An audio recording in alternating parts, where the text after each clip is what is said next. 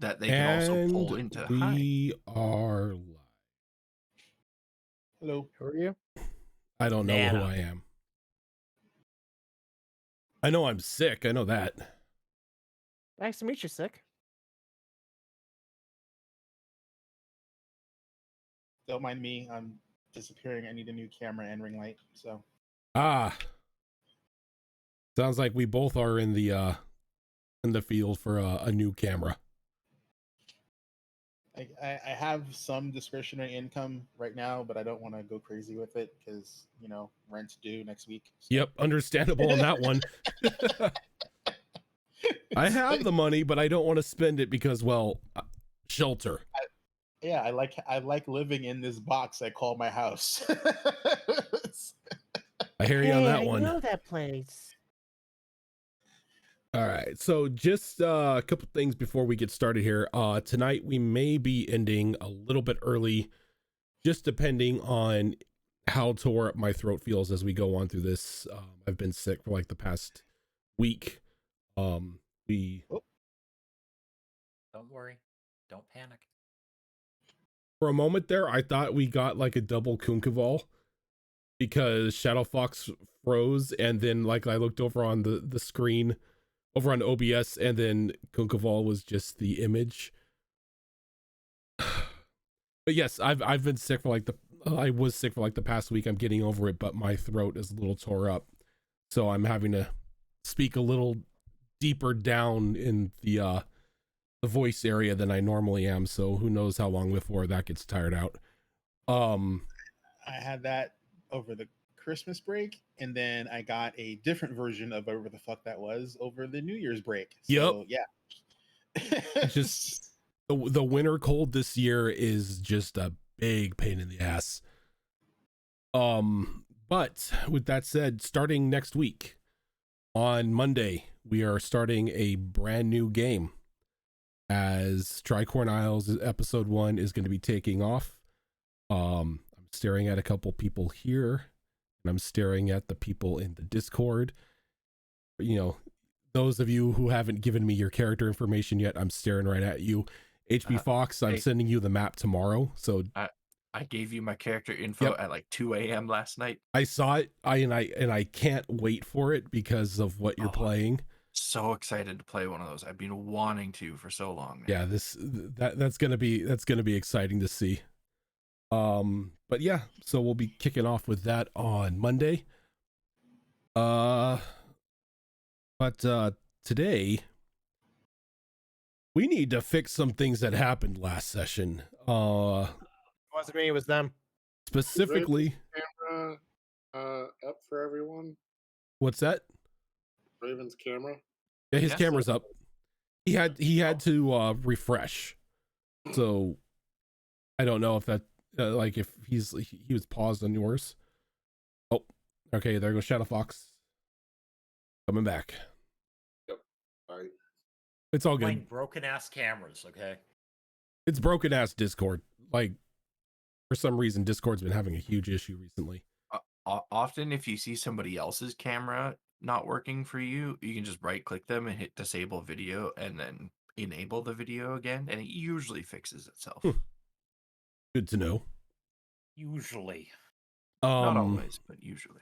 But yeah, the group ran into a bit of a problem last week as the discarded skin of two giants seemed to be guarding either side of a train platform. And upon closer inspection of them, a couple winged fiends sort of burst out of the skin suits like a piñata.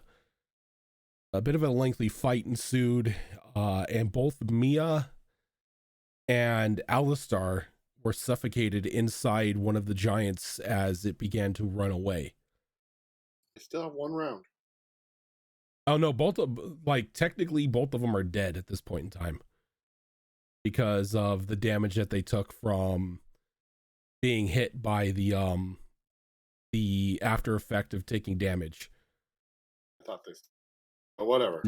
No, they're at this point 3. Yeah, they're at this point 3 negative death saves, so technically dead, but still can be raised. But that's all depends on if you can catch this creature, as it started to sprint off. Kunkaval turned into a warhorse and began to give chase. Oh, not yet. Not yet. I don't think we had the opportunity for me to actually do that. Oh yeah, that was something we discussed afterwards, right? Yes. All right. Well, there is no combat at this point in time, so Kunkaval, if you want to kick things off. If I may, unless anybody else has something they want to do real quick. No, I'm good. Okay. Kerwin is going to out back to Azure Claw. Just a general, you know. And he's going to use his last wild shape to turn into a warhorse. And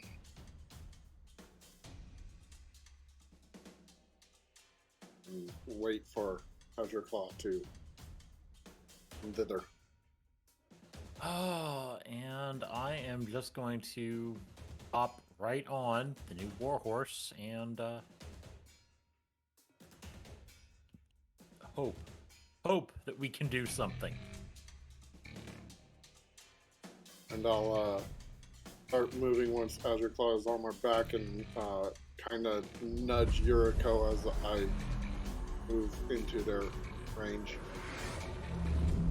Can you fit the both of us on your back? Well, Warhorse. Yeah, warhorse. He could definitely easily fit two people. Yeah. You're not huge, and Azure Claw is small. And hollow. Medium, but bordering on that small size. Yeah. You're also hollow. Yeah, Mostly. hollow boned. Not really weighing much. Okay. Yeah, I will do like the whole, like jump on a sizable rock and then onto the horse's back mid gallop. Alrighty. And with that, Kunkaval, I take it you're moving full speed here, or double speed. Yep. Give me a second. I'm looking at the speed once Warhorse again for speed is 60 feet, so I could 120 feet on a dash. Okay, so it takes maybe about a second, like probably about 15 some odd seconds for you to catch up to the creature, as it has a little bit of a head start, but you're able with the speed of your horse body to come up like right alongside of it, now keeping pace as it's just running. It doesn't even look at like any of you. It seems to just be having its arms covered over the stomach incision where both Mia and Alistair are being kept, and it's just barreling down. So this probably may not work given the fact that it's a fucking undead giant, but Warhorse has a trampling charge. They do.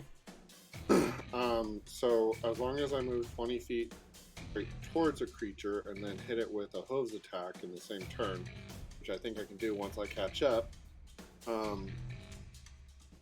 then it can then I can try to knock it prone with a DC 14 strength save. So I think I'm going to try to do that as often as possible. Okay. So go ahead and make an attack on it.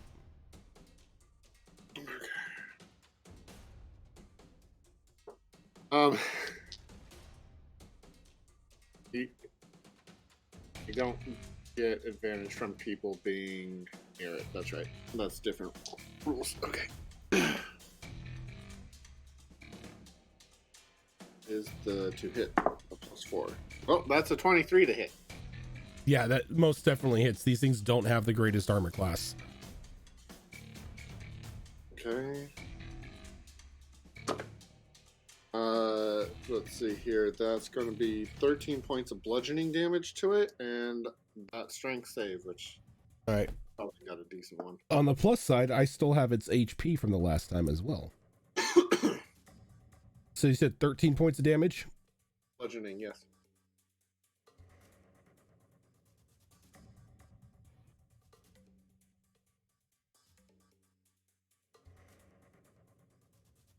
the giants large or huge? Huge. That is going to be a strength save of 10. Really? Yeah. Did You- not see that working the first time. It's got a 19 strength. I rolled a 6. So like you run up to this thing and you kick it right in the back of its legs and it just sends it tumbling. And as it does this, you see both Mia and Alistair just like physically thrown out of the body as it just rolls and rolls and rolls. And then it seemingly just slips through like some cracks in the ground and it's no longer there. Corpse giant just fell through some cracks. That's scary. They're amorphous. They can move through a space as narrow as 1 inch wide without squeezing. They should not be able to use that ability. That is some bullshit. That's gross, is what that is. It's just I'm just Just imagining, imagine the like- sound. Yeah, that's what God, I'm no. just imagining. Just a no. Yeah, it just sounds like somebody's just like slurping up like a very thick linguine noodle. Nah, dude. I've seen horror. I've seen a couple horror movies where they've done spaghettification well, and I'm just like, my brain is just like, blah. lucky. But yeah, Mia and Alistair's physically ejected. Like their bodies flying and like landing probably about like 60, 70 feet out. I sprint over there with the duo on my back and pop out a wild shape once I'm there. All right, guys, I didn't think about the dismount. Fine. It's fine. It's fine. I'm gonna give it to him. Don't worry. I'm used to using my great boomerang as an impromptu surfboard, so I'm okay. I'm going to rush over to them. Again, just trying to play the character. Gonna immediately cast Spare the Dying on both of them. First thing. And Spare the Dying does what? It's a cantrip, and it basically stabilizes a creature. Okay, so that's technically not going to work because they're already dead. I know. Who doesn't know that? Gotcha. So yeah, Kuhn drops Spare the Dying on the two of them, but you notice something seems off about them. Their bodies are already a bit discolored. Their eyes are just like a bit red and reddish and bulgy. Their lips, like the area around their lips is like blue. It's like you can tell that they've been suffocated.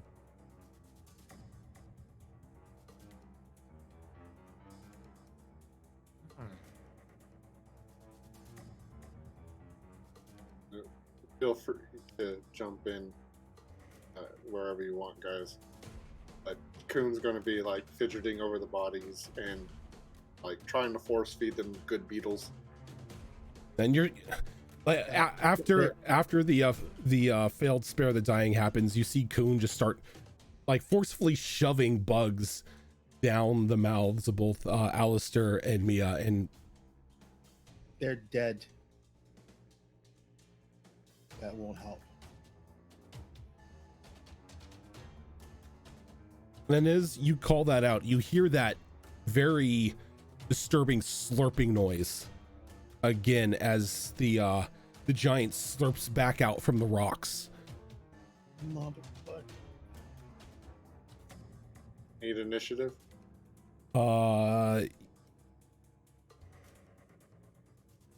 There's two maps.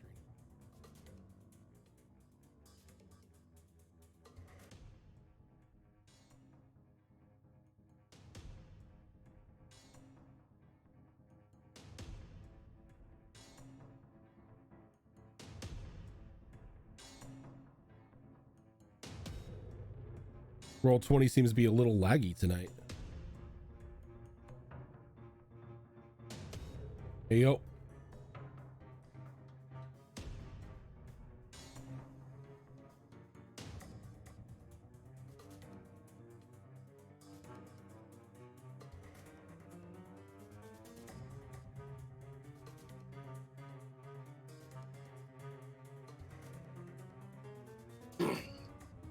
I have a ruling question for you, Rojan. Sure. I had to use a wild shape to turn into the warhorse. Mm-hmm. In a similar fashion, I had to use a charge of wild shape for my starry form feature. So if turning into, the question is, would turning into, using the wild shape to turn into a warhorse and the starry form? I don't see any text about that. You can have both active at the same time. Oh, is that what you're at? Okay, yeah, I was confused as to what yeah. you were asking. It's similar to the wildfire druid having their wildfire spirit out while also using a wild shape to turn into something. They Okay, can both that be makes active. a big difference then. Yeah, so like if starry form is still active or would still be active at this point in time, he's still got it. Yeah, I don't think we went so many rounds as to have that end. No. Like if anything, what you guys have just been doing has probably been at most 4 rounds. Okay, cool. Still need initiative from Yuriko and Kunkaval. I am sorry. Sorry about that. I was my brain was like, oh, dead party members, and I'm like, oh yeah, Undead Giant is back. Fuck that guy.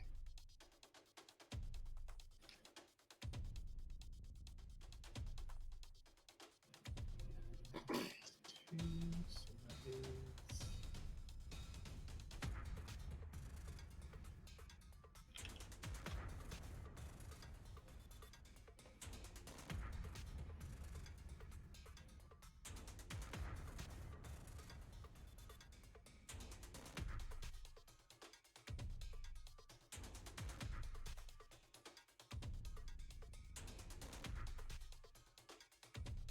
All right, Kunkaval, kick us off. Hey,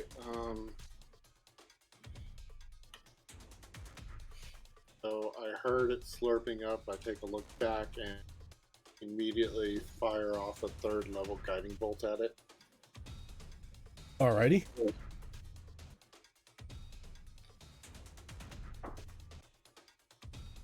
17 to hit. 17 will definitely hit.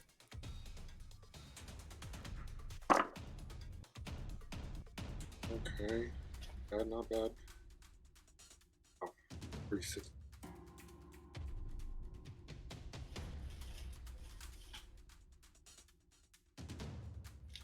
26 points of radiant damage, and it is lit up like a candle for advantage.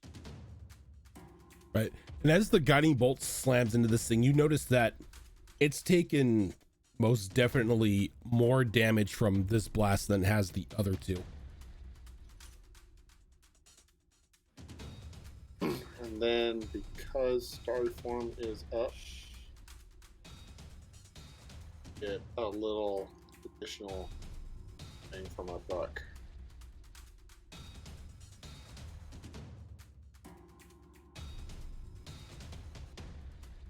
You're firing off another one of your little meteor blasts. Yeah, I just need to figure out where it is. Oh, tell me where the plus to hit is. There it is. Got it. It's 17 again. Yep. And so 1d8. That's only going to be 6 points radiant damage. Whoever goes next has advantage on their attack. And that would be Azure Claw. Hi.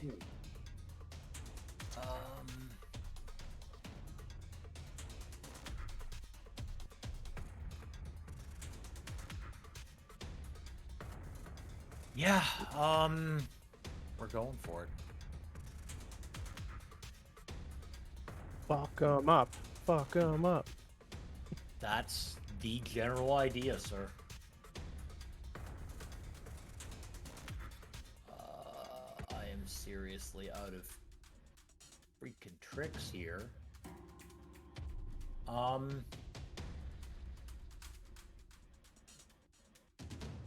Can you refresh my memory?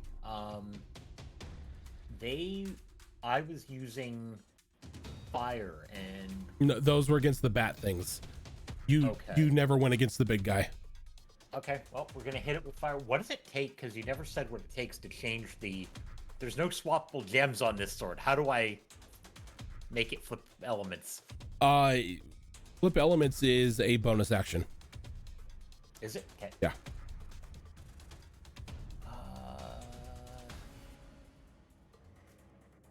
You know, since I don't need my bonus action this turn, I'm gonna flip it to lightning damage. Okay. And I get an advantage on this, you said. Advantage.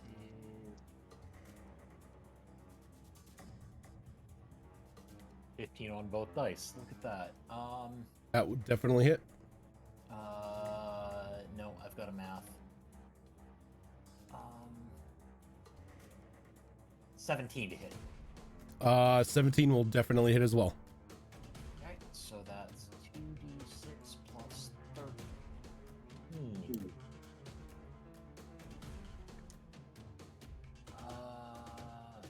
18 damage in lightning. Okay.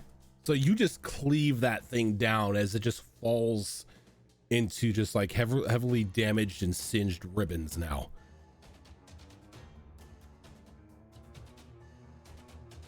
But for the time being, it seems like you're clear of any dangers. I'm gonna hit it again. I don't trust And it. you strike it again, and it just slams down into it. The electricity rips all over the flesh sack, I guess you could call it. And it doesn't really move.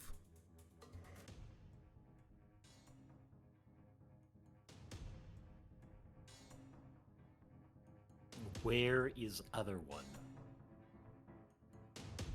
You saw the other one run off in the opposite direction, like at the start of the fight. Like Kunkaval did something and it just began to flee away in terror double speed every time.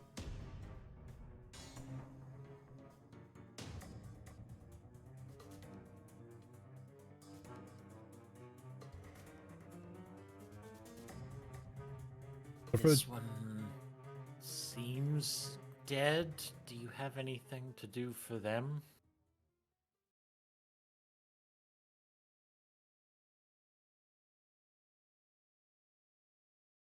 As I point at the dead bodies. corpses. Is a corpse.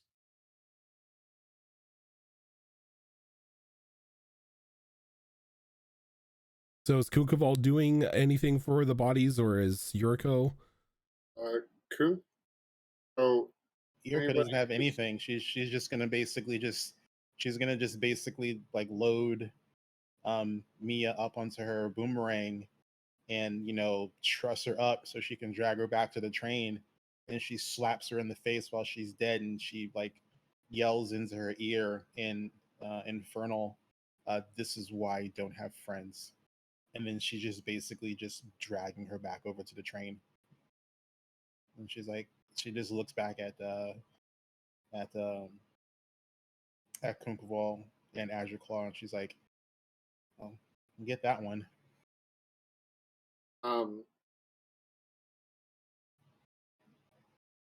So once you start like trying to actually drag her back, Kunkaval's going to struggle with you a little bit, trying to keep her there. They're dead. Can you raise them?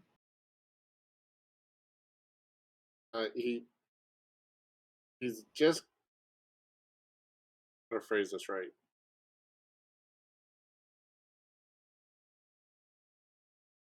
He looks very panicked right now. Have you never seen a dead body?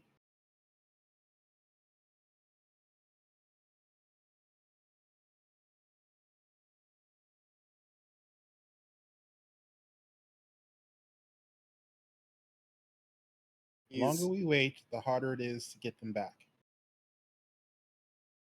he's muttering, but unless any of you speak Draconic, you don't understand.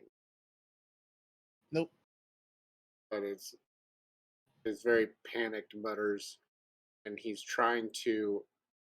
Did you tie Mia up to your boomerang, or did you just put her on there? Yeah, I mean, she'll just fall right off. I mean, it's just Yeah. like, So he's trying to remove the ropes. she's gonna slack her hands. It's like, what are you trying to do? If you can't raise them, you need to get them to someone who can. Um. Uh. Azure, is there anything you're doing right now while I look at some stuff? No, I'm pondering what I can do. Um,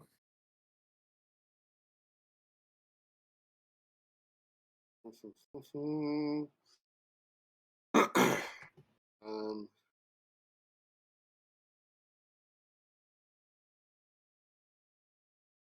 Uh.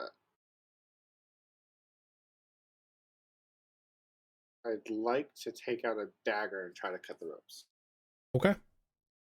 Easy enough. I mean, the rope. Wait, what is Kinkable trying to do? Cutting the ropes to free Mia. I'm definitely gonna slap that away. Like I will burn. Actually, do I have disarming strike? I think I do have that.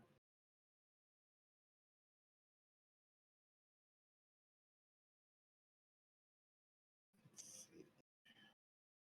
Chipping, precision, sweeping. Nope, I don't have disarming. But I will interpose. I'm like, if you can't help her, find something else to do. Or help Azure Crawl drag the other body. I don't know what your problem is, but you can't help. And if you don't want to let us get them to someone who can, then you've outlived your usefulness. And she interposes herself between the boomerang and Mia. And if Kunkaval stabs her, well, we're gonna have to roll for initiative. So pretty much he's like trying to get around you and you're just pretty much zone defense the boomerang. Yeah, pretty Can much. we go to like dexterity or something along those lines? Yeah, we can. We can do we can definitely do a dexterity contest.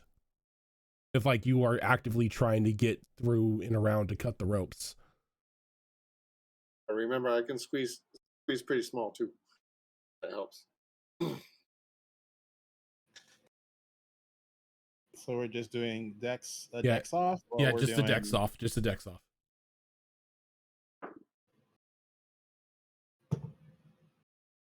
dirty 20.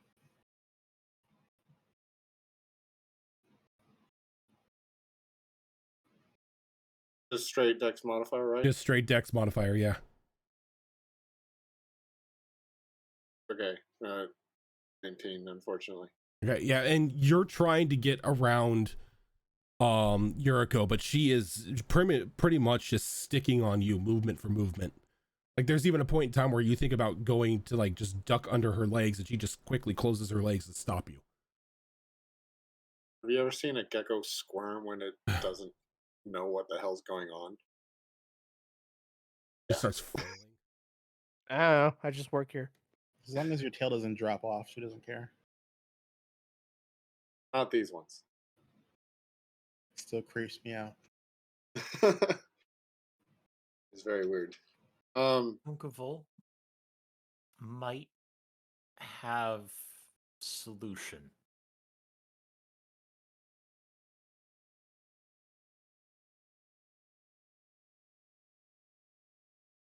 And I'm going to take my sword and I'm going to tap Kunkavol on the forehead with it, granting him a wish from the recharge that we got. From the recharged sword. Because Azurclaw, with his stats, does not know exactly what needs to be done, nor the proper way to do it. Kunkavol seems to have more grasp on what needs to be done, though. Now, since Kuhn would have seen this before when Mia was technically petrified, the wish will not grant you the ability to cast a spell that you do not have the strength to do so.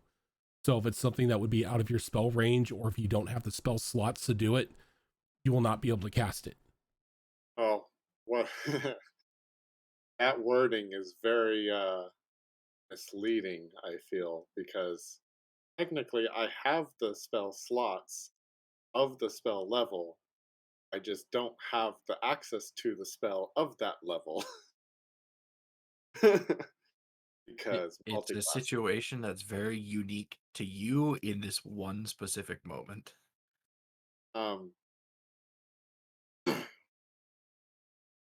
Unkoval is going to take out, like, his mutterings have become much louder.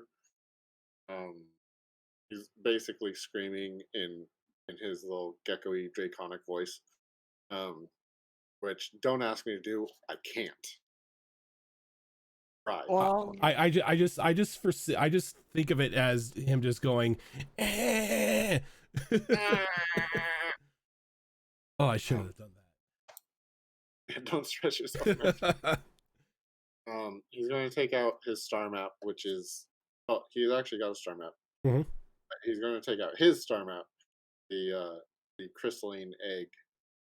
Slam it on the ground, not trying to break it, just forcefully putting it on the ground.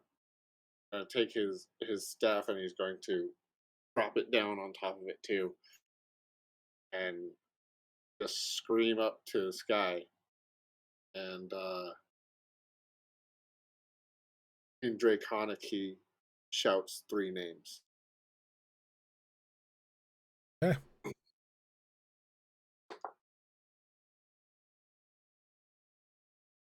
And there's a bit of silence after these 3 names are said, almost as if nothing had happened. But though it takes you a moment, as you notice that the wind itself is silent. You can feel it blowing against your skin, but that all too familiar whistle is not there. A few more moments pass, and you begin to hear these soft steps beginning to move towards you in the snow. Light crunches. Kunkaval. Mm-hmm. Coming from like just this mist that seems to appear out of nowhere, you see a pair of like large black antlers kind of peeking out through the mist. And then see this very tall, slender woman walking out the mist itself, just dressed in a very long, like soft green and white robe. Her skin is just this soft grayish color. Her eyes are very dark. Her hair long and black, flowing down to her waist. Her hands almost extended into these long black claws. But on her face is a very kind smile as she walks past Azure Claw and Yuriko and comes to stop in front of you, as she just kneels down. So, what seems to be the problem, my little lizard? Just kind of frantically pointing at the two bodies, my friends. Have they had an accident as well?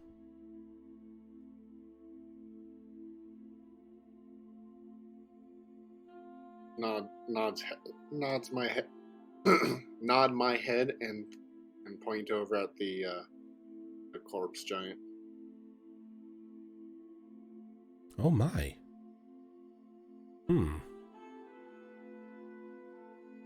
How long have they been deceased? Do we hear this in common or? Yeah, she's speaking in common. Her voice very soft and almost resonating. Have I seen this particular thing before? No, this is something completely alien. Alrighty, I'm gonna presume it's some Fey creature that Kungaval knows, because for some reason the Fey like Kungaval, which Everyone likes Kunkaval. Everybody likes it. I don't know, I'm on the fence.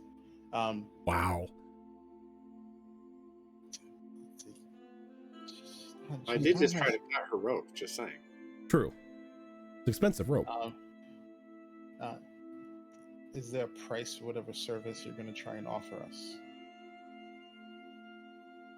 Price? No price. Kunkaval, would you like your friends to not be as dead anymore? I don't like the wording of that. Not be as dead anymore. It's like...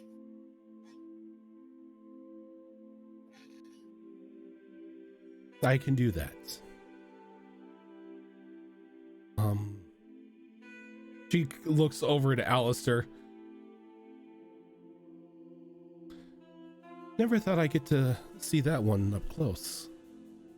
And she like stands up and walks over to him. And as she stands, she's probably a good 9 feet tall. She walks over and leans down and lays Alistair on his back, like making sure that, you know, he's nice and flat on the snow. Give me a sec, my cat is screaming at the door. Meow. And she leans down and kisses him on his forehead. And then takes her two claws and from his eyes down his neck and then over to where his heart would be. She just traces just like this strange archaic symbol. And there's a bright flash of light inside of his chest as he just takes a deep breath and he's returned to life. Is the symbol still there? It is, but it's slowly like fading away.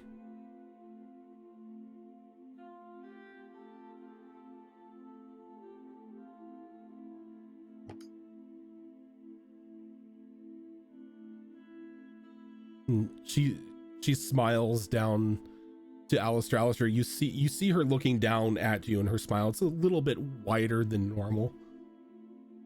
Almost as if she wanted to, she could probably unhinge her jaw and swallow your head. Hello? Hello, Alistair.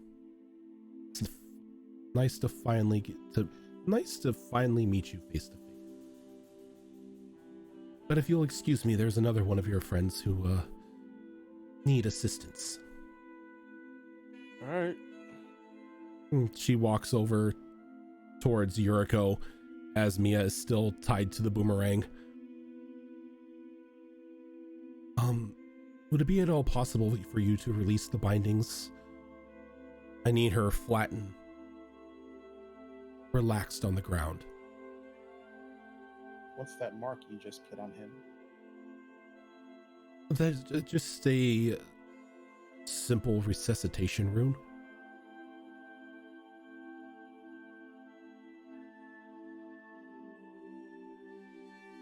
She'll undo the binding and lay Mia down. And she like steps back like maybe like half a stride.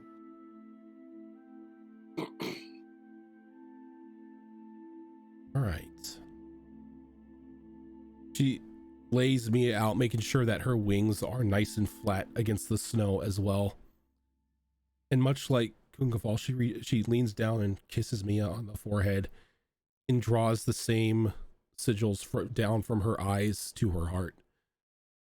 And there's another bright flash inside Mia's chest as she awakens.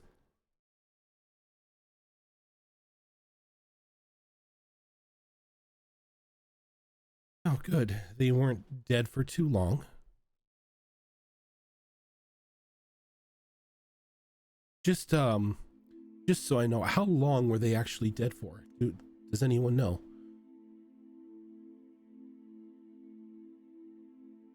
A few minutes of that. Few minutes? Good. Okay. Well, I'm gonna strangle you, cat.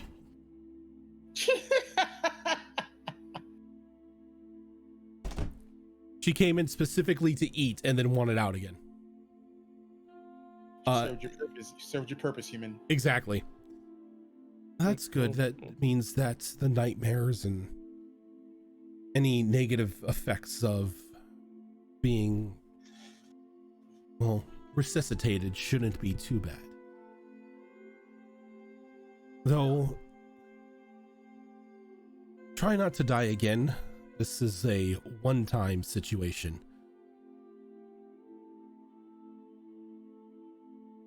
We'll try not to. Sorry, did you say we were dead? Oh, as a doornail, dear.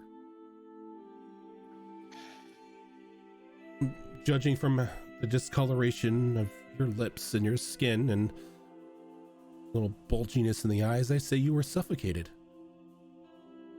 It all happened so quickly. As death is likely to be.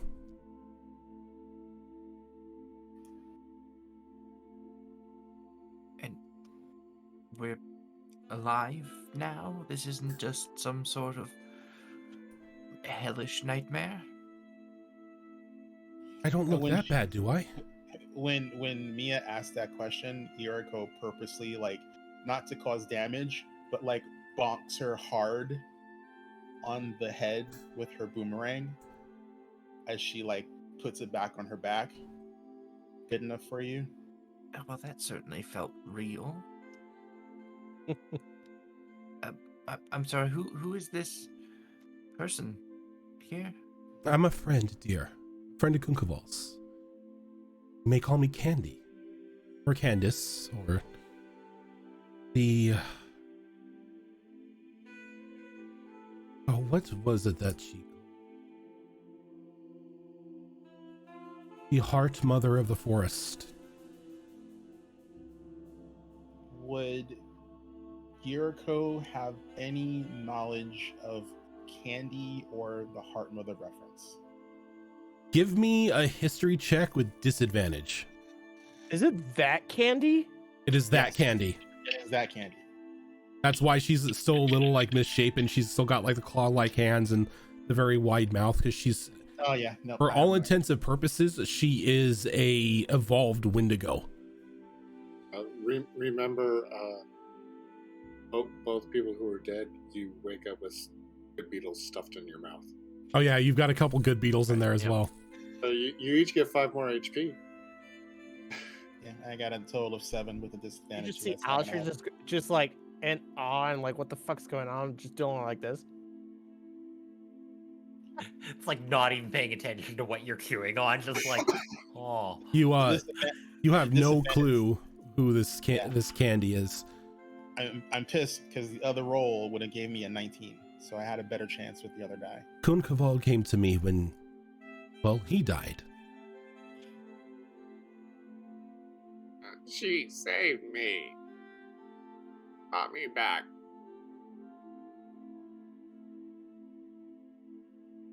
Well, I'm not quite sure how to thank you for bringing Coon back and then also bringing us back. No, there's nothing you have to do to thank me. Just try not to die again and, well, live your best life. I do try to avoid death when I can. It seems to have quite a liking to you. Don't like to hear that.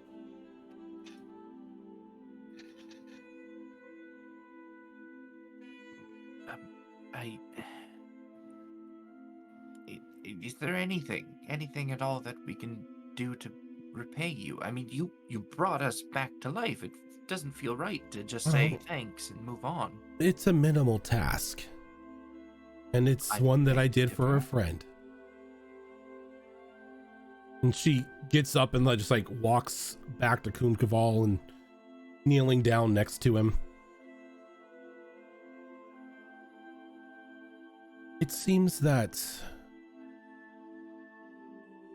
this world may be a bit more dangerous than I originally thought.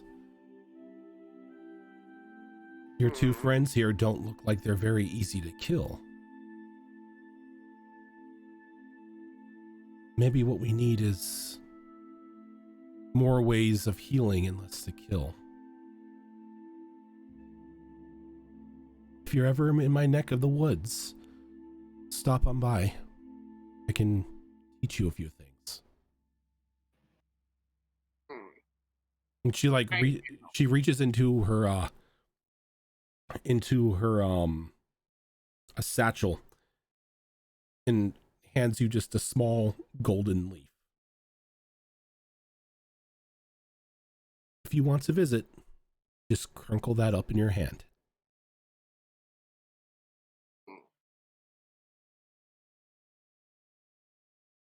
Well, I must be going. It seems that there are people approaching, and well, I don't mean to talk down about myself, but I'm not very human, if you catch my drift.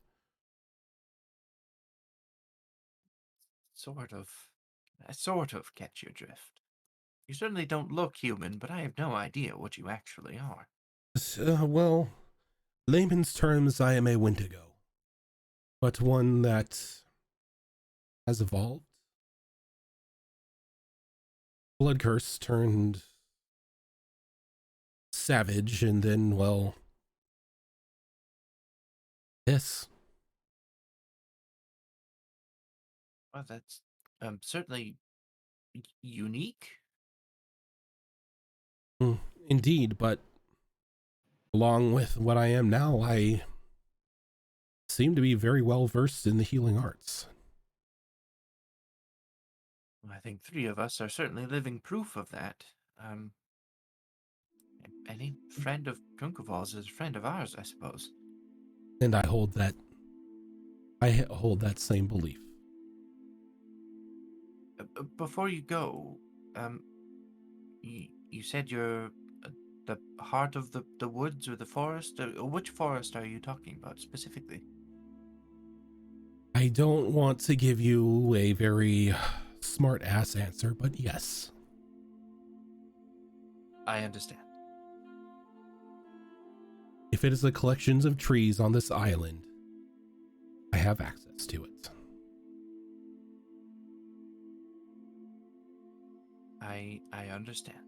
Thank you again for your support. Don't want to hold you here any longer if you're not wanting to be seen by... You said there's people coming? Oh, I need to tuck these away. And I kind of stand up and start tucking my wings away. And as you do, she kind of gives Kukaval one final smile before standing up and walking away.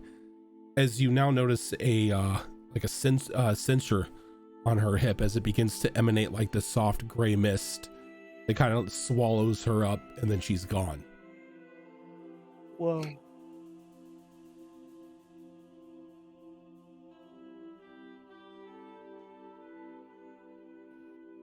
I do know what a Wendigo is, correct? Yes, you know what a Wendigo is. All right. But for all intents and purposes, like you see her and it's like, that ain't a Wendigo.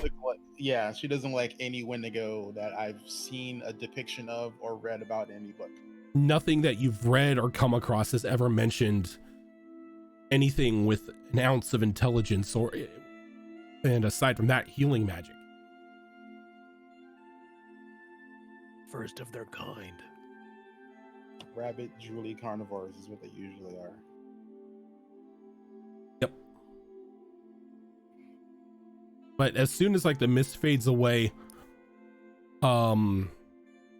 Lisa and a couple of the guards that were on the train kind of come running up, approaching. And when she's disappeared and Kun stops waving, he turns around and he tackle hugs Mia.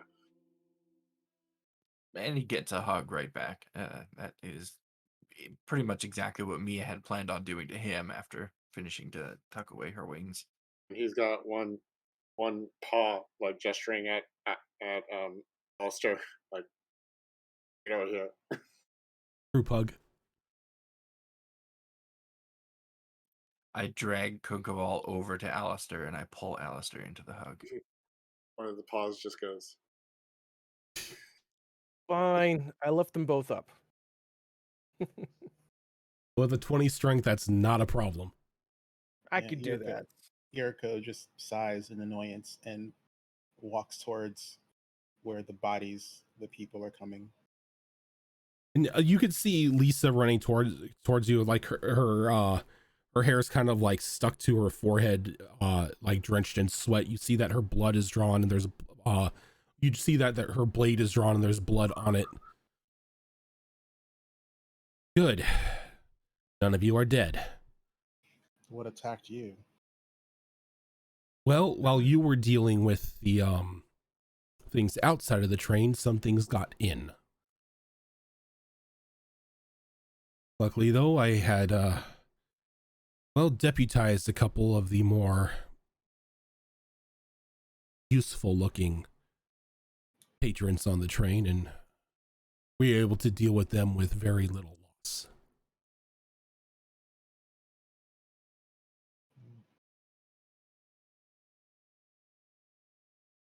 Kind of like, why are they hugging? Too long of a story. Yes, well, if you would all, please, we can get back on the train and continue on with this trip. We still have another 12 hours. If another problem makes itself known, another violent one, I'm just gonna sit it out. I need a bit of a rest. If another violent one comes along and it's not too bad, I'm just going to order the train to run it over. Perhaps take that approach first next time. Normally that's what they do, but when giants are an issue, I don't think the train could have handled much. I don't think there were Speaking giants. of those swallow people. Oh, they were the sacks. All right, I'll tell the guards to keep an eye out for a couple giant skeletons wandering the area.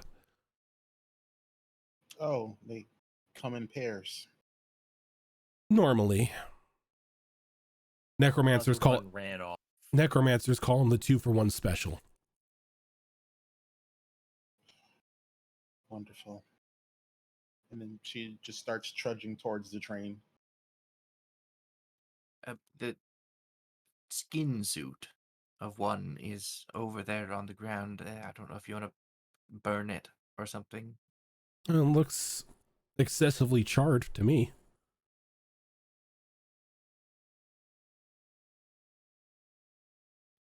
Yeah, I need a nap. So back to the train then. Yes, back to the train. I need another drink. Yeah, I'll join you. I think we all can use a bit of the hard stuff after this.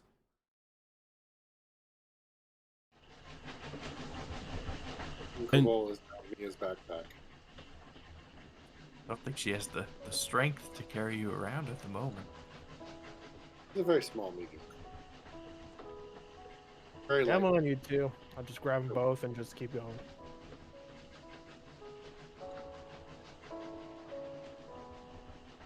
Appreciate the assistance, by the way, everyone. Don't want to think about what the result would have been otherwise.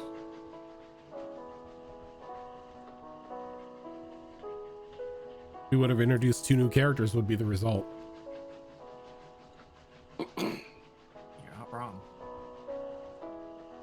But you make it back to the train, and as soon as everyone is situated in their seats, the train begins to pick up speed and continue to take you along the way to your destination at... Where is my map? At Gloom's Bend.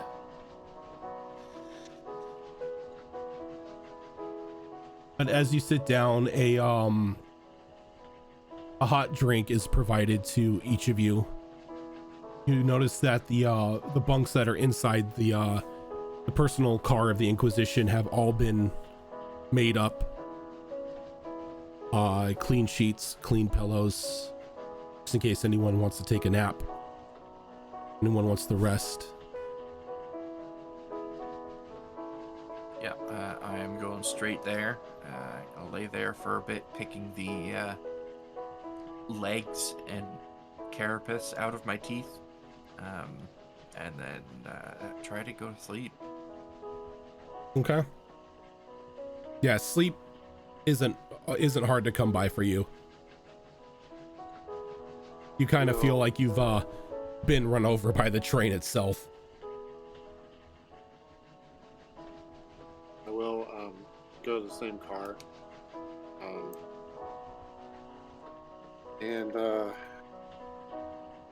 When Mia falls asleep, I'll do the Kroon Kroval special and, crawl up next to her. But I won't fall asleep right away. I'll look at that thing Candy gave me for a while and just think, and eventually fall asleep near Mia.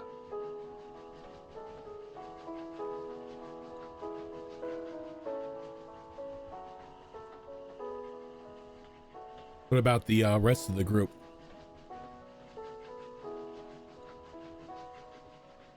Going for a drink. And passing out. I heard shots, so Everybody. Oh, Azurclaw is going to pass out. He may have burned 99% of the tricks he has. He's tired. It's got like 1% mana bar left. Second wind is down, superiority dice are down, Oh, action God. surge is down. Oh no, you're a level 1 fighter. Yeah, like at this point it's like I would like a sleep. Thanks. Oh no.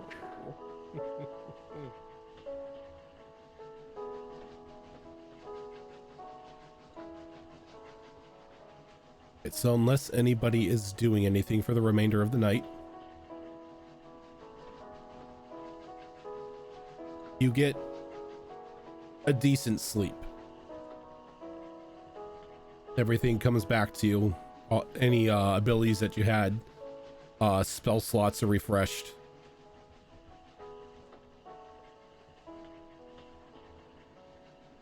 As you wake up, you're within the final hours of your approach into Gloom's Bend Station. Lisa up before all of you has ordered a bit of breakfast for everybody. A long table has been situated in the center of the car for everyone to sit down and eat their fill.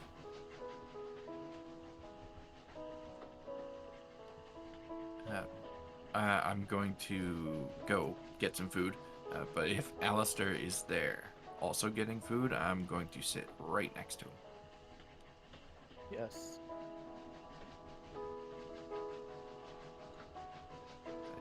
I'm fixing myself a plate, just kind of lean over into his eye line. So I guess we have a bit of bond now, don't we? We shared a death together. Dying together, it's a bit of a special thing, I think. Not many people do it, or if they do, they only do it once. And they don't really have the opportunity to talk about it afterwards. It was very traumatic. So, do you need to maybe work through that trauma? Because I know somebody that has recently gone through the same thing. They may need to work through it as well.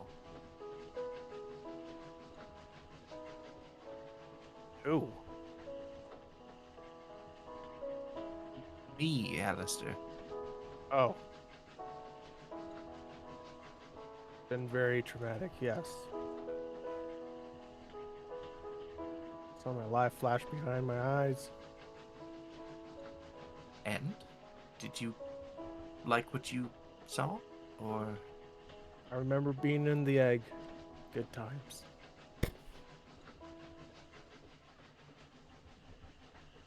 Oh, right, I wasn't quite sure how that works, but I guess that answers my question.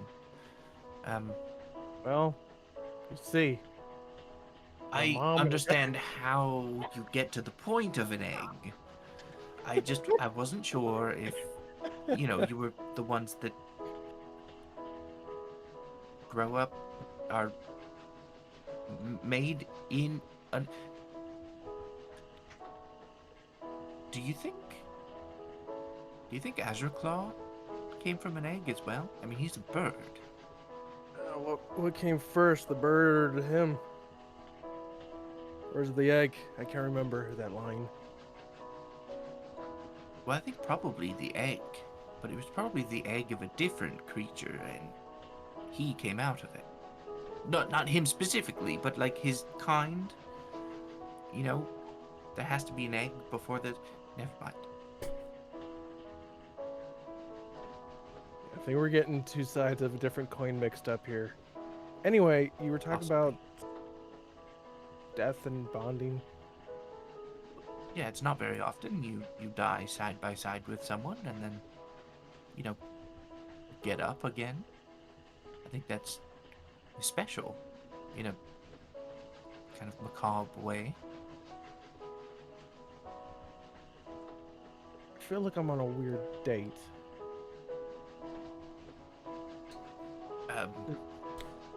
This is very awkward. Well, I mean, we're friends, aren't we? It doesn't have to be weird. Not that this is a date. I'm trying to share a moment with you, Alistair. We died together.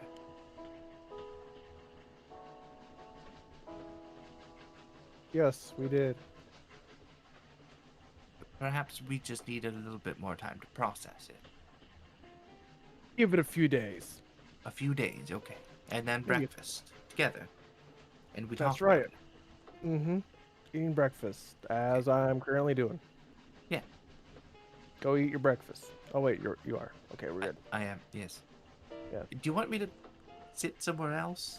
Nope, you're perfectly fine. Let me just process Did I make this weird for you? I think we already made it both weird for each other, and that's perfectly fine. Weird can be good sometimes. We'll get through the day. Don't worry. Give Oh. it a few hours. Some coffee. All right. I'll just have my breakfast for now. Sounds good. Yep. It's like the king of the hill. Just Yep. take a drink. Yep. Now there's that just awkward silence afterwards. A very awkward, maybe failed bonding attempt. And then all of a sudden, I just like once we're done, I just look at her and be like, good talk, and just walk away.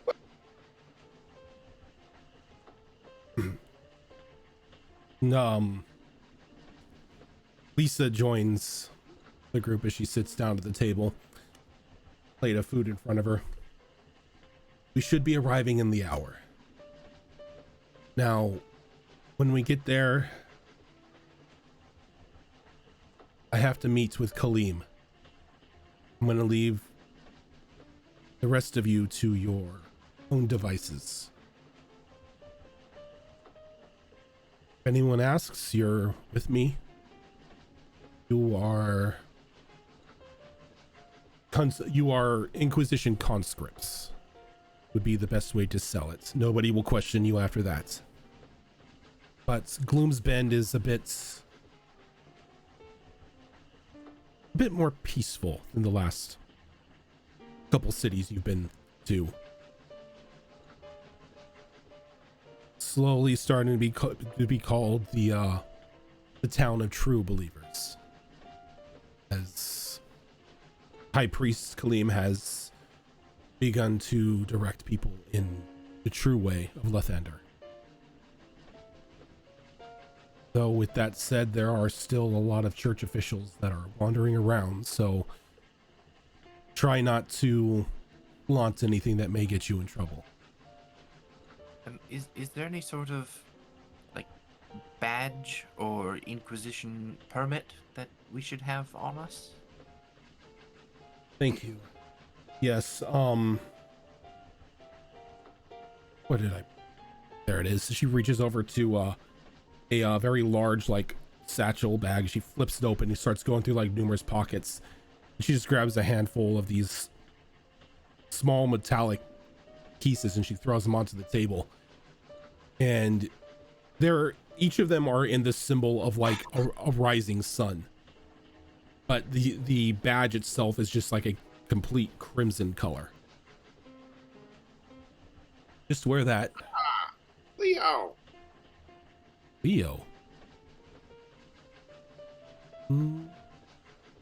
I don't know who this Leo is, but this is the symbol of the Inquisition. Leo. Do any of you know what he's talking about? Starts munching on bone. No idea. But he has some strange friends. He's so- saying Leo, right? Leo. Leo.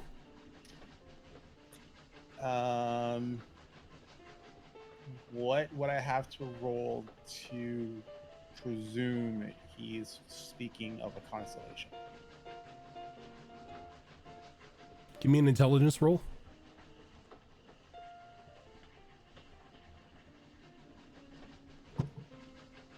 16. He might be, but you don't really know any constellations that are named Leo.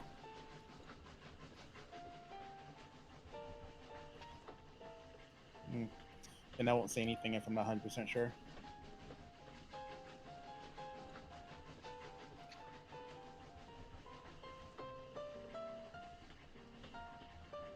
The people in Gloom's Bend are a friendly sort. You shouldn't have it much, if any, trouble from any of them. Just be on your best behavior. We will do our best. How long do we plan on being there? Should we find a place to stay, or? I would secure rooms just in case. I need to go over things with Father Kaleem and find out when the next train to the Sun's Crest is going to happen. All right. We'll find a place to stay. Where will you be? I can send you a message to let you know where we're going to be once we've. There's only one inn in the town. It shouldn't be too hard for me to find you. Fair enough. And Yuriko will speak up. She'll go, your kind of message might not be welcome in this town. Right. Should we be keeping magic things to a minimum? Best behavior. All right. If it would attract attention, do not do it. Best thing I can tell you. It's fair enough, I suppose. No paper centipedes crawling across the ground, I promise. I mean, if you must do it, make sure nobody sees.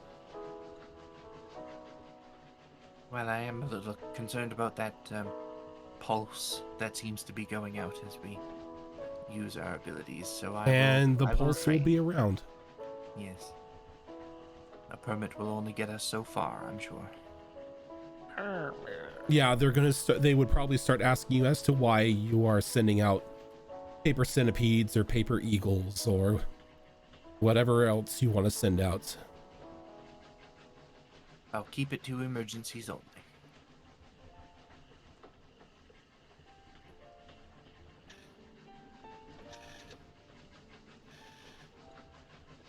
But as the train begins to pull into the station, let's go ahead and take a quick break here so we can get up, freshen our drinks, and all that fun stuff. And we will be right back.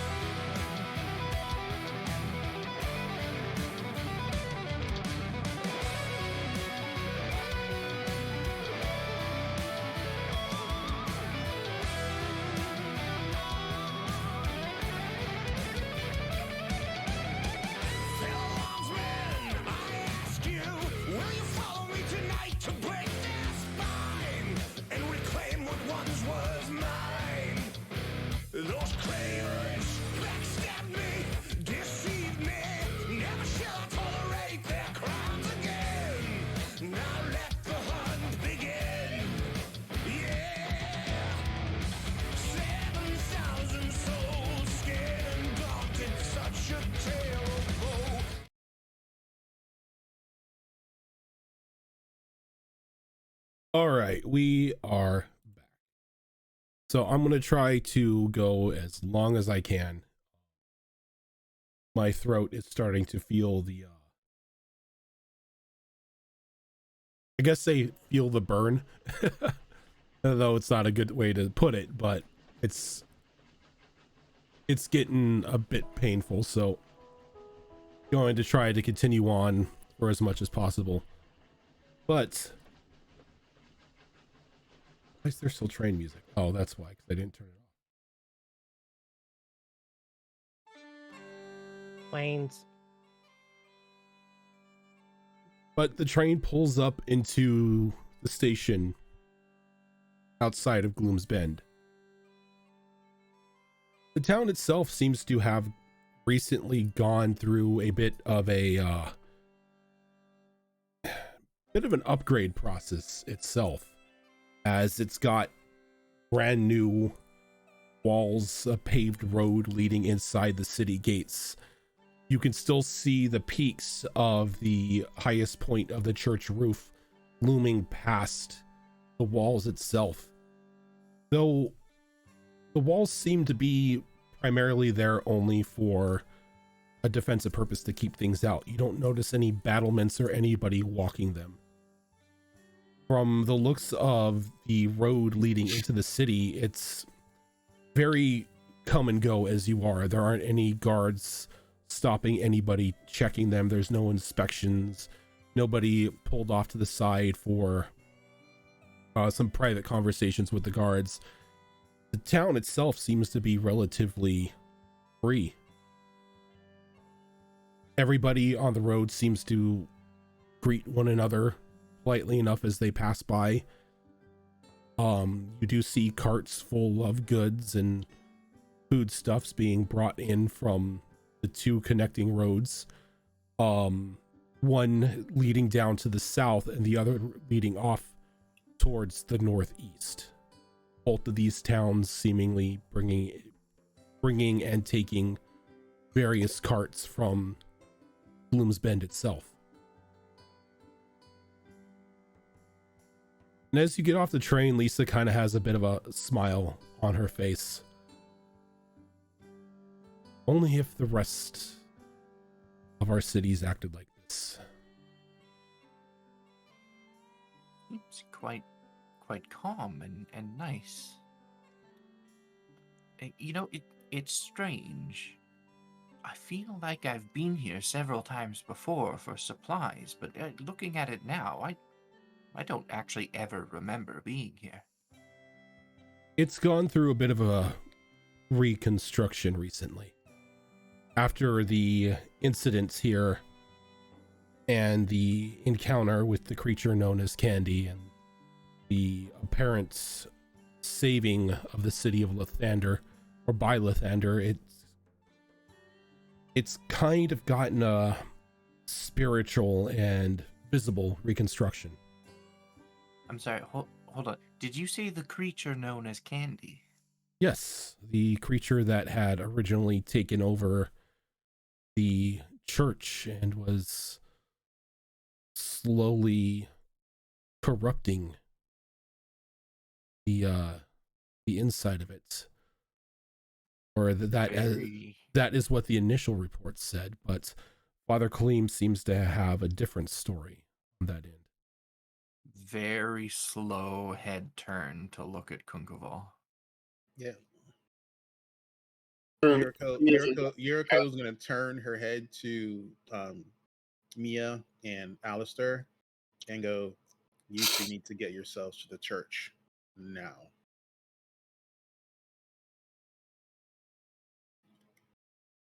Well, if you believe what Father Kaleem says, this Candy didn't have anything to do with the town's corruption.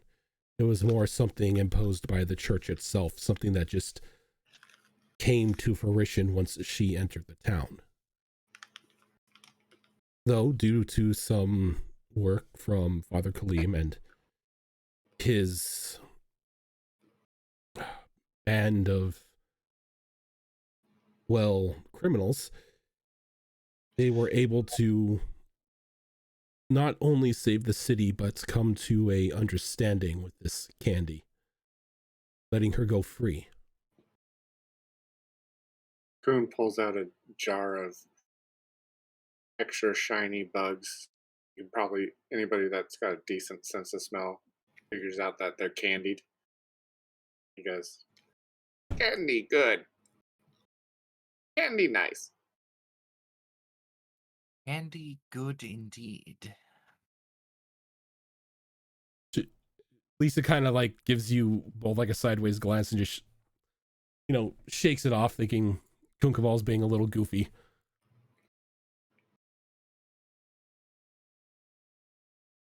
Now, I must warn you, there is no magic shop here. No trading in those goods. While they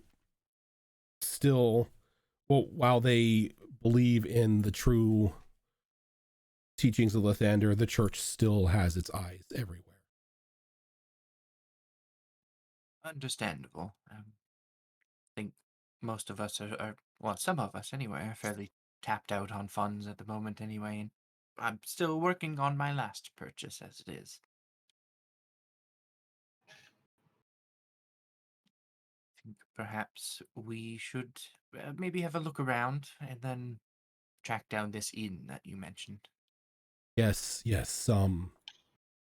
Oh, one moment. As you see an individual approaching, dressed in like official church garb, he walks over and he hands Lisa a notice, and Lord Alistair, this is for you. Okay. And she hands it over to him. Hands it over to you, and you notice it's an official summons back to the city.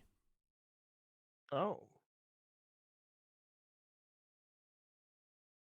More than likely, they want to report on the tower, no doubt. No, I guess I'll have to give him a report then. I can't say no to the figures. Oh, but we can look at it as a bonus here. You'll be on the inside. We'll have our inside man there again, giving us a bit of a report.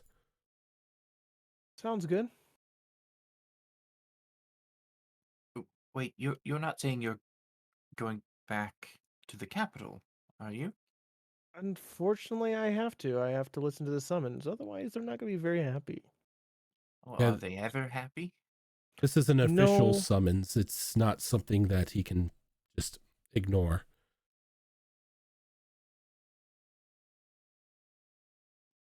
I'm a little bit disappointed, Alistair. I was hoping for a little bit more time with you. Same here. But we'll see each other again, right?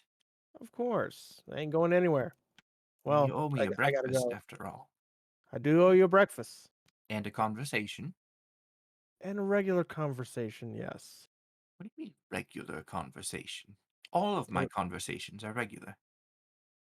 I'm gonna let you think on that. Anyway, I'll be back. I'll have to I'll let you guys know if I'm alive. Yes, please do. Make sure you don't walk into any zones of truth. I'll try not to.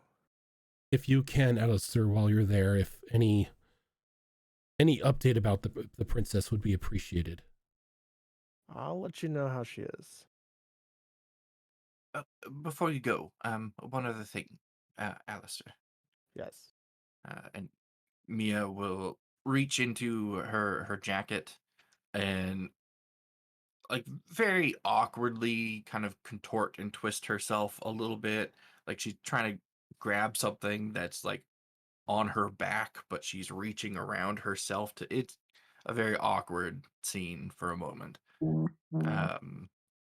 Before she pulls her hand out from her jacket, and she has a little white feather between her fingers. Uh, Take this. Think of it as a good luck charm. I think I will. And he'll take it and Did you be pluck honest one of with- your feathers?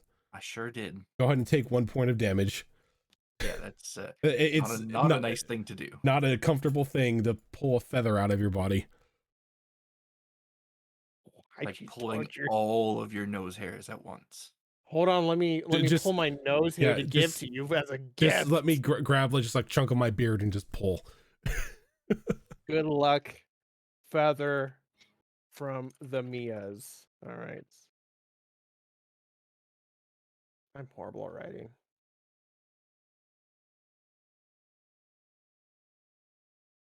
She kind of gives Alistair a nod.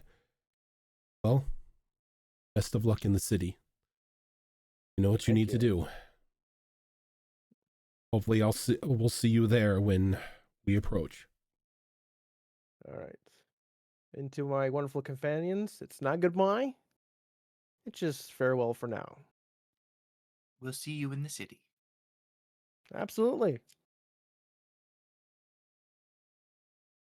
Alistair boards another train that's going the other way for a very long and boring trade ride back to the capital.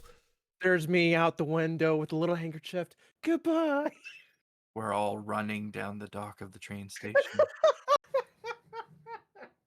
There's just like an abrupt stop. A couple of you fall off the edge. But Alistair's head out the window was like, except for you, I hated you. It's And- just some random guy. Just so the random was like, the hell did I do? But as Alistair's train pulls off, heading back towards the capital, Lisa begins to walk with the rest of you into Gloom's Bend.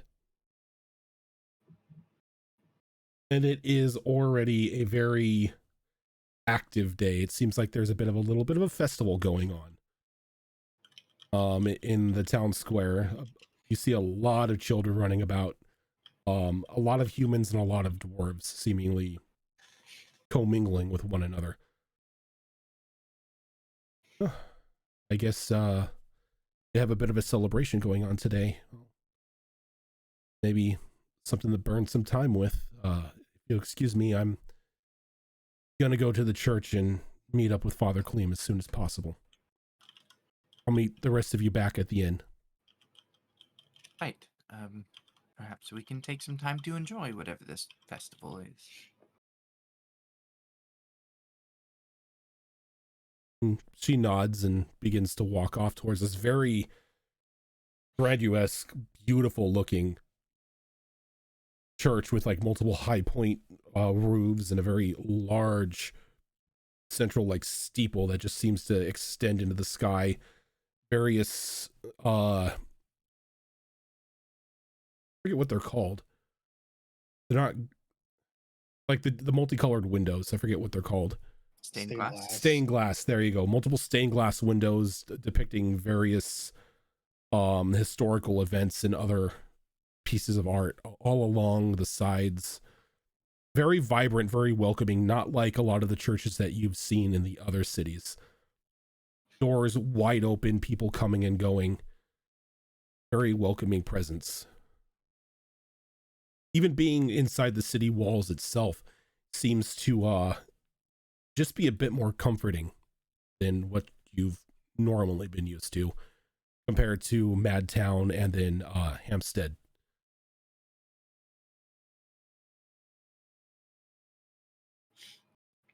This is certainly a nice change of pace from everything, especially the death. Nice to be in a relatively safe city for once. Oh, where do you guys suppose the inn is? Are there any children running about? Oh, there are various children running about. I'm gonna make eye contact with one and hold out a copper piece.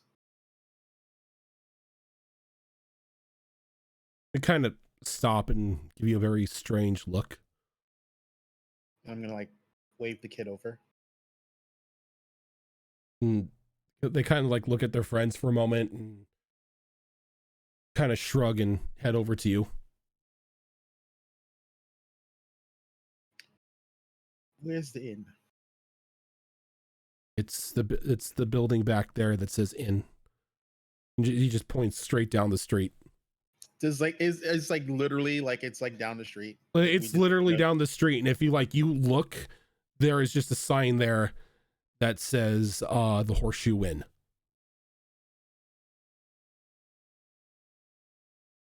Stupid generic town. Hey, you leave this generic town alone. It's been through. It's seen some shit. Okay. Well, I thank him and I go, the copper for your services. He kind of takes it and looks at it and shrugs and puts it in his pocket and runs off. Damn, greedy fucking kids, dude. When I was a kid, someone gave me a copper. I was like, fuck yeah. Actually, you know what? Yeah, as he starts to run off, because I'm of the same mind here. As he starts to run off, I'm gonna grab his shoulder and stop him. He kind of stops. Were you not raised with manners? Thank the lady. Or what? For the money. Oh, that's money. What did you think it was? I'm sorry. I've never seen money of that color before. Oh, thank you. Better. Run along now. They don't have copper? What kind of rich kids are these? God, don't make me laugh. That hurts. Interesting. Well, I'm like if the kids don't know what a copper is, like Yuriko's, she puts her ear to the air and she's listening for music since there's a festival going on. There is music all around you. I'm trying to see if there is a congregation of minstrels. There is. They're more towards the town center. I'm gonna make my way there, and Mia goes, well, if little children aren't impressed by a copper piece, then I'm gonna see if I can make me some money. Excuse me. Right. Seems like the town to do it in. And as you approach the town center, you notice that there are a bunch of bards having a grand old time playing music, people dancing around them and everything. But something you don't notice is like a hat or anything out in the center, like out in front of the bards, collecting coin. There doesn't seem to be anybody throwing coin at them either. Everybody is just having a grand time. So there's a town square full of minstrels and bards, and people are dancing and enjoying them playing, and no one has a hat out? No one has a hat out. Must be the usual minstrel cycle. And they don't seem to have any... I just got what you said, God damn it.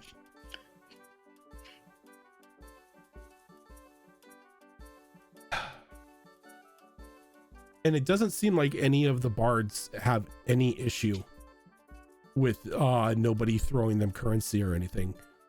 And as you're like going through the crowds and stuff, you see food stalls and you see like small stalls that are selling like little trinkets and everything, but you don't see any exchange of currency here. It just people coming up to like the food stalls and being given food that they ask for and not paying for it. Okay. Now I'm getting scared.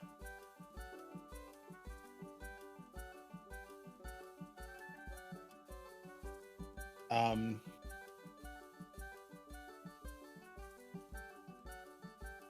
going to like see if like just I want to talk to one of the minstrels who maybe like is like taking a break or something. Okay.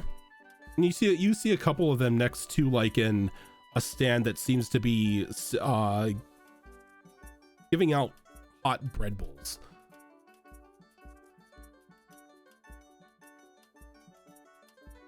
mind if I join you? Oh, pull up a seat. She sits down. Well, she takes off her boomerang and sits down. Does the city sponsor this festival? Well, I guess it would. This is what they call the Rebirth Festival. Celebration of when Gloom's Bend was truly accepted into Lathander's light. I was just curious as to why no one has a hat out. A hat? What do you mean a hat? Have you never peddled your wares in any of the city? Peddled wares? Oh! You must understand, Gloomsbend does not use currency. Excuse me? They do not use currency. They provide for one another. It's a very much take and give what you need. Or take what you need, give what you can.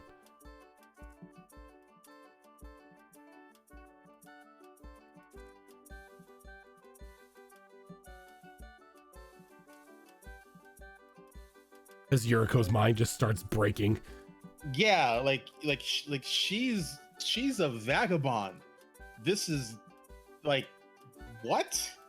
Take what you need, give what you can? What the fuck are you talking about? What kind of fucking hippy dippy nonsense is going through your mouth, sir?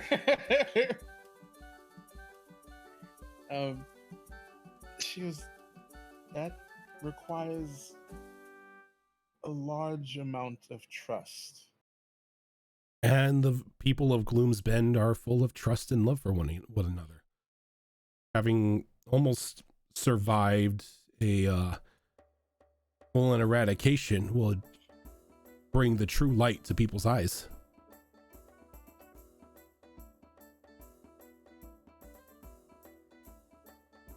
And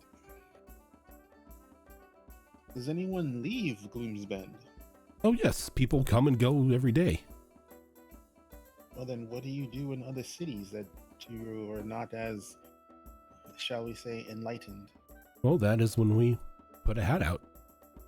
We still collect, currency from other towns that we perform in, but here our rooms are provided to us. We are never denied food nor drink. Honestly, it's a nice little, a nice relaxing spot to come to after having to trudge through other towns. So it's not something that I can see myself living in. Being somebody who is technically an outsider, I still prefer the hustle and bustle of a normal day's work.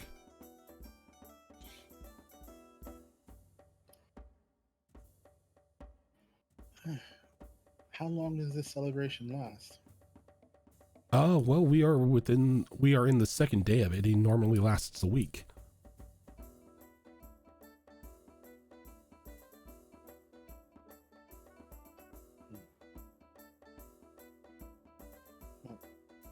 I think I'm going to see if I can find something new and interesting. More than this town's abundant generosity. Well, you will find abundant generosity everywhere you go. Well, thank you. I'm Yuriko. I dabble in music myself when the mood takes me. I'm Gavin, bard and amateur cartographer.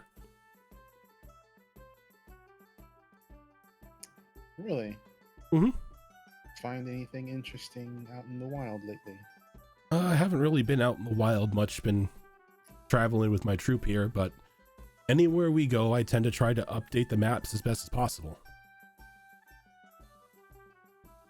Do you have something you've worked on currently that you could spare? Spare? No, though I can make you a copy. I would love that. I don't really have an updated map. I tend to rely on whatever's available in the mercenaries guilds. And you know, sometimes they don't update their maps for years, if at all. Well, you know. I'm looking at you, Mad Dogs. Yeah, she like tucks her Mad Dog pin away a little bit.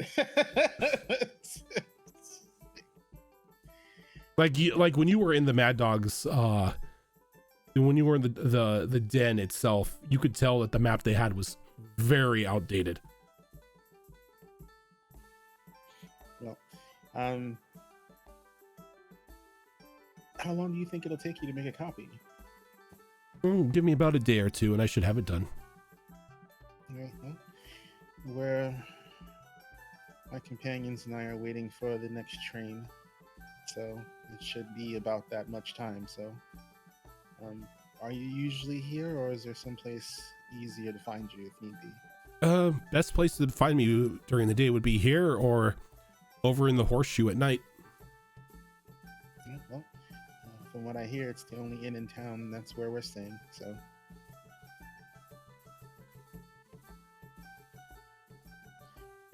Gavin, it was a pleasure. I can't wait to see what map you show me. It sounds like it might be of particular interest, at least to me. Well, I look forward to your judgment of my work. As I said, I'm an amateur at the moment, so it's not going to be anything that you would find anything from like a professional cartographer's shop or anything, but I make do with what I have. I'm pretty sure it's better than anything I've seen thus far.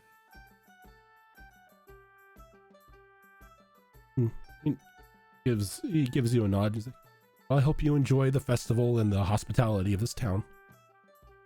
Well, thank you, I will.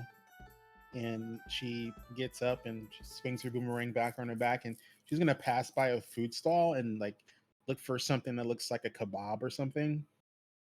Yeah, and you find, you know, meat on a stick as you go by. Yeah, she's gonna ask for one, and they happily hand it to you, and they don't ask for anything in return. And she just walks away in utter confusion, heading towards the inn. Like a Ferengi walking into a Federation starbase. Oh my god, yeah. Totally. It's like, you've never heard of gold press latinum? It's madness. What type of savagery is this? No, this is Sparta. Yeah, that's pretty much all she's gonna do until she meets back up with the party. Okay. What about the rest of the group? Are you waiting through the group to grab your in room beforehand? Yeah, I think that would probably be our first go-to, is to secure ourselves some rooms before they fill up with other people. Okay. And as you get into the Horseshoe Inn, it's not as packed as you think it would be. But there are probably about half dozen people inside. The dwarven woman behind the stall gives you a friendly nod. Staying for the festival, are we? Part of it, anyway. We just arrived and we're waiting on the next train out. It could be a day or two from what I hear. Yes, day or two if you're lucky. Well, welcome to Gloom's Bend and the Horseshoe Tavern, or Inn, I should say. Used to be a tavern, but a new tavern opened a bit of ways down the street, and well, no need of having two so close to one another.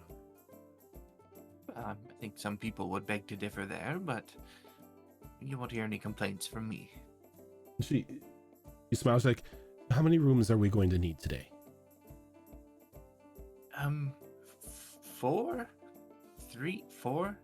Standing Our numbers fluctuate. next to me, and I'll just be like, I stay with you. 3 then, for now. 3 rooms. reaches underneath the desk and places 3 keys on the countertop. And perhaps I could reserve them for, let's start with 2 nights. just Stay in as case. long as you want. Well, that will be money permitting. How much per night? Oh, you must be new into town. We've done away with currency. You come and go as you like. Done away with currency. Like you just give things to people? Yes, this town is based on the ideas that everyone provides for one another. You take what you need and you give what you can. I see.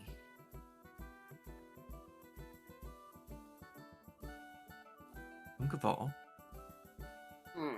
was I just like the biggest asshole in the world to that kid? Mm-mm. Well, I can't very well take it back now, can I? Don't worry. You're my asshole.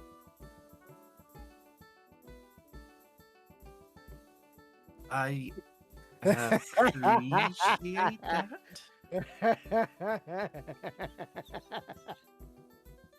It's like the egg conversation all over again. Did you come from an egg, Uncaval? Yes. Half of us now came from eggs. How curious.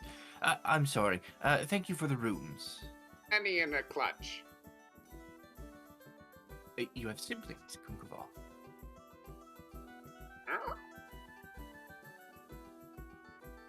But perhaps we'll touch on that later. I will grab the keys, hand one over to Azure Claw, and hold on to the other. That will be for Yuriko when we see her again.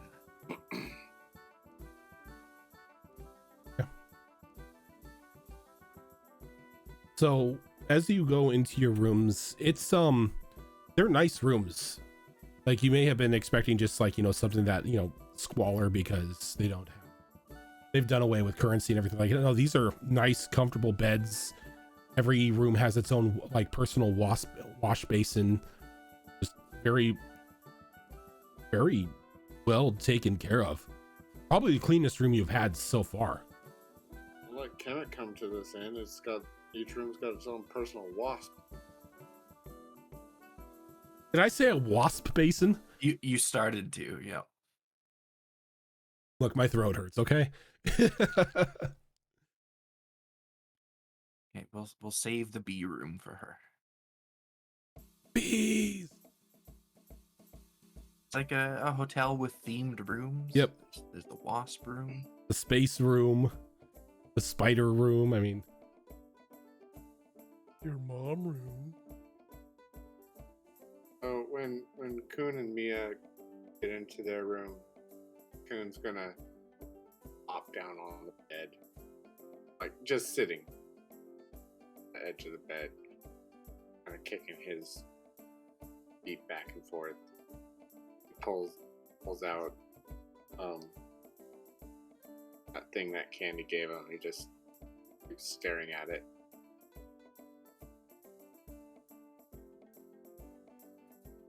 Are you all right, Uncaval? Thinking. About?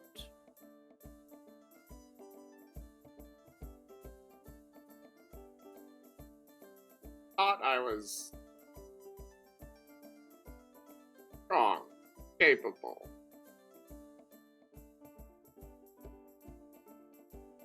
Couldn't save you. Couldn't save Alistair. I wouldn't put that all on your shoulders. I mean, we couldn't save ourselves either. Believe me, I tried. I tried really hard. You did.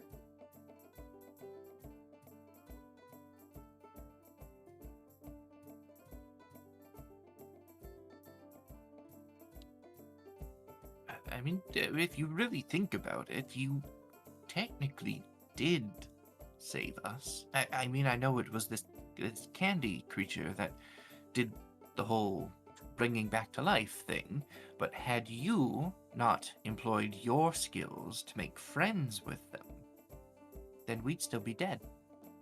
And you'd probably also be dead.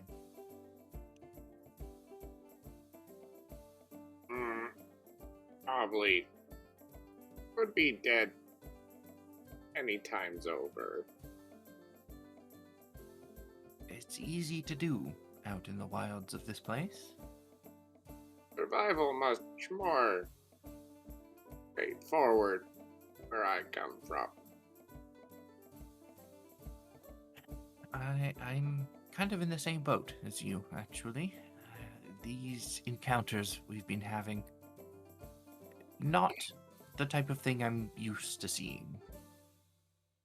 Survival meant something very different where I come from.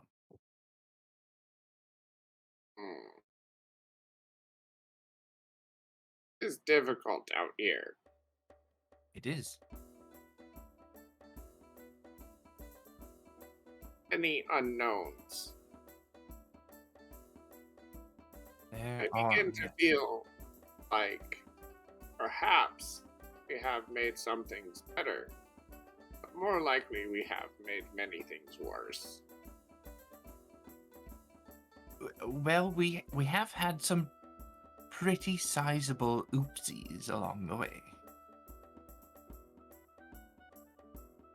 But I think we've also helped a lot of people.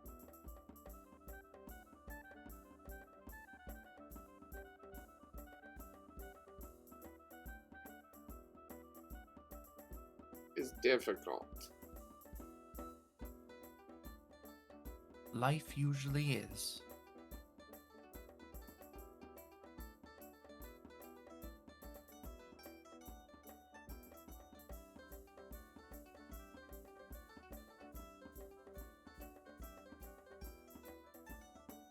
If you had opportunity to improve, would you not? Well, of course I would. I would take that opportunity anytime it presented itself. I mean, you saw it yourself.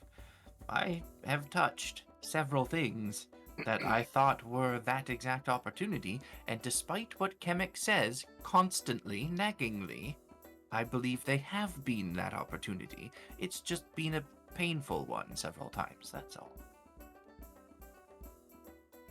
I mean, just between you and I, you remember that magic shop that, cost us portions of our lives? I Yes. purchased some of those volatile stones from that place because it's an opportunity to improve my magic. Also ironic. They sold life to gain another. Weird. A lot of things about that place are very weird, yes.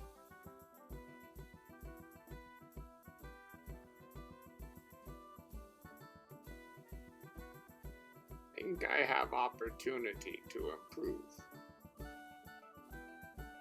Better odds of survival.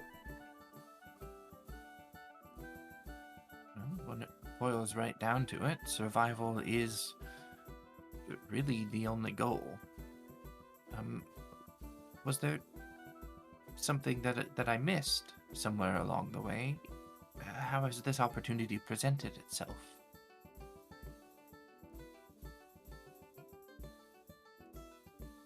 Andy.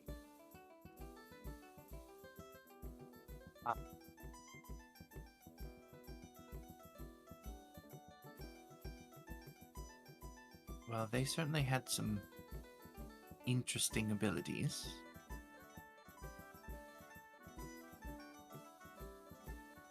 Do you think they can teach you? Yes. And is this something that you wish to learn? The abilities that they had, or ones at least adjacent to them? Yes. Is this something that you feel will help in your own survival and your ability to help others survive? Yes. When you have friends and they risk their lives, is nice and can bring them back. As someone that has been brought back, I can very much confirm, yes, it is very nice to be able to come back. That way they can do it again. Well, they can help in other ways. Hopefully, they won't need to be brought back again. But I get what you say. If you think that this is going to be a benefit to you, and that this candy is willing to teach you, I think the decision's already been made, Kunkaval. You just need to come to terms with it.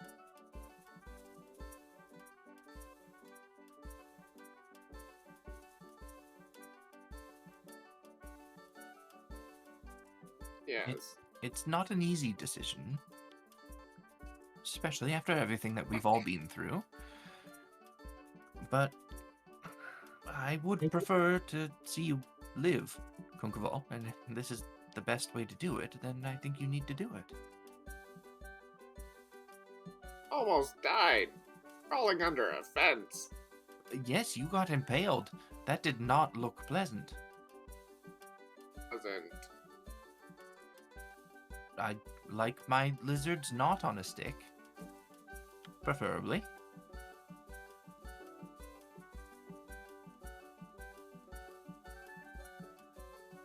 I like you. I like you as well, Kunkaval, despite you calling me an asshole just moments earlier. Hi, asshole. But perhaps I did deserve that, yes. I was quite rude to that child, reflecting upon that. But it's fine. It's not the first child I've been rude to. Probably won't be the last, let's be honest.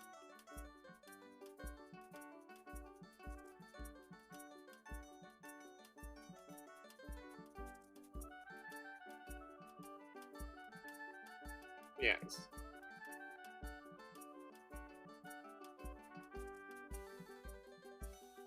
I do have to ask, though, Kunkaval. There's something I've been curious about for a while now, and you have been a bit vague anytime the subject has come up. Where are you from? Where do you call home? Rojan, could you pull up the map again? I think I remember her name. I want to be right, though.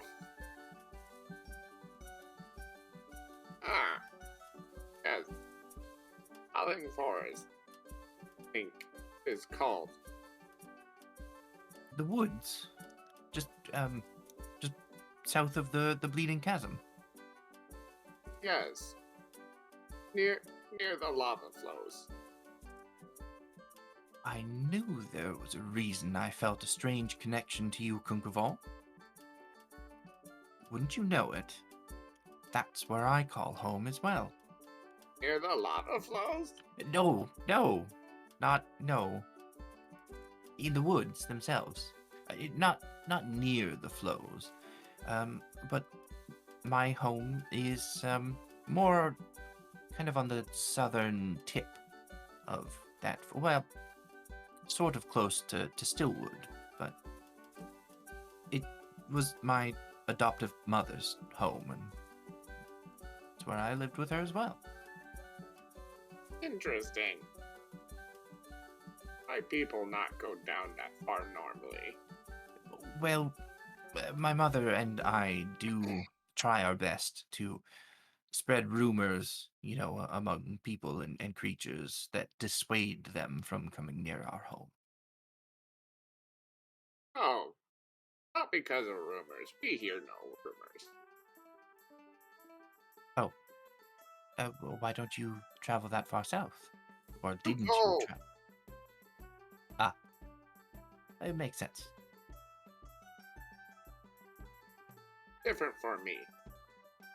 I'll pull out that crystalline egg and I'll actually kind of hand it to you. What is this exactly?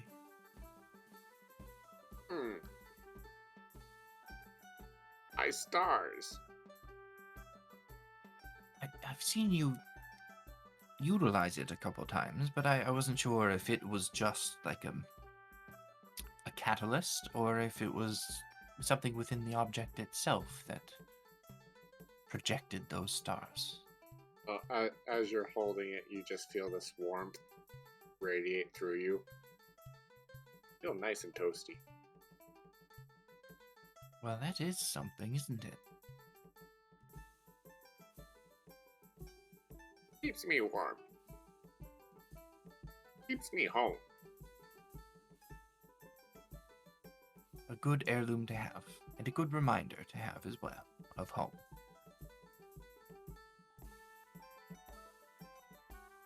Yes. Need to find my people.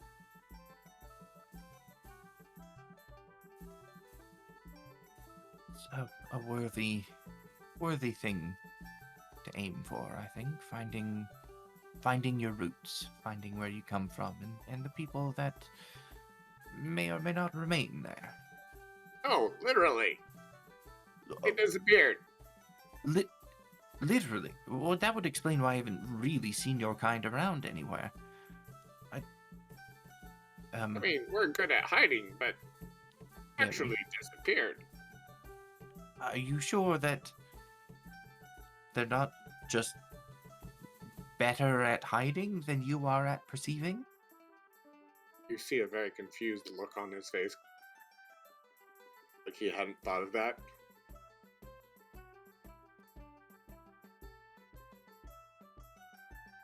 Well, No. No, that would be too straightforward, I think. And there's nothing about you, Kunkaval, that is straightforward. I think you're wrong. I think we have different perceptions of the world around us. Oh, straightforward. My people like me. You're very likable.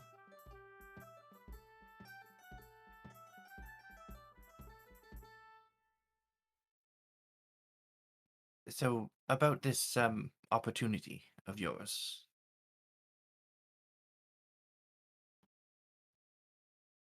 Were you thinking this would be a more immediate thing? Just nods his head. I thought so.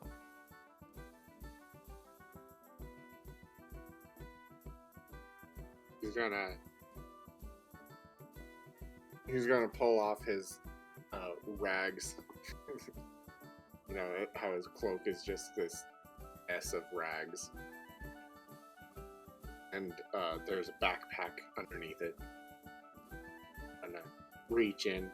He's gonna pull out little stuffies that he's made, and they're all adorably horrible. And there's going to be one of each of you. Again, adorably horrible.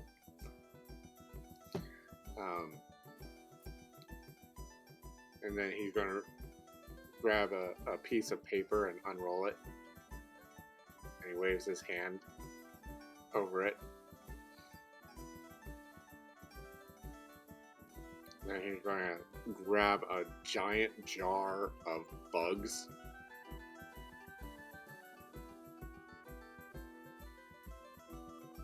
Please give. The stuffies? Give them to... or the bug. Which of these do you want me to give, and who to? And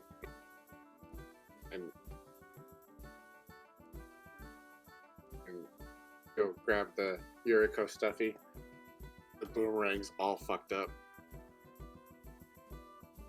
It's like a zigzag. Here we go. I can see the resemblance. There's gonna be one for Kamek. Alani. Chemics, I think you need to make a little more angrier looking next time, but it's getting there. He's gonna take he's gonna take it, and there's already a pretty fucked up mouth on it, and he's just gonna like make it go wider. There you Call it go. wider. Perfect. And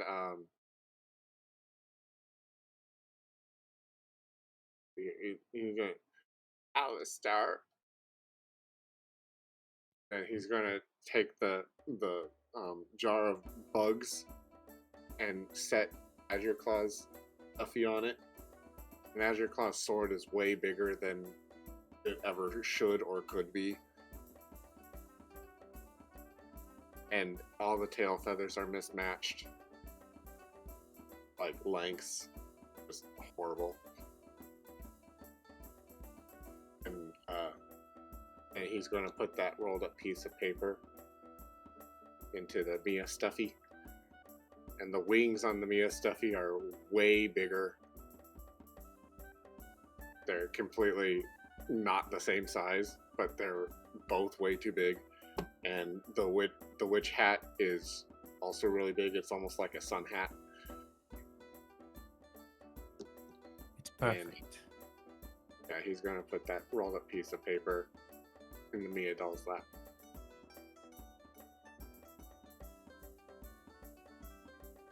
Is there something on this paper that I should be aware of?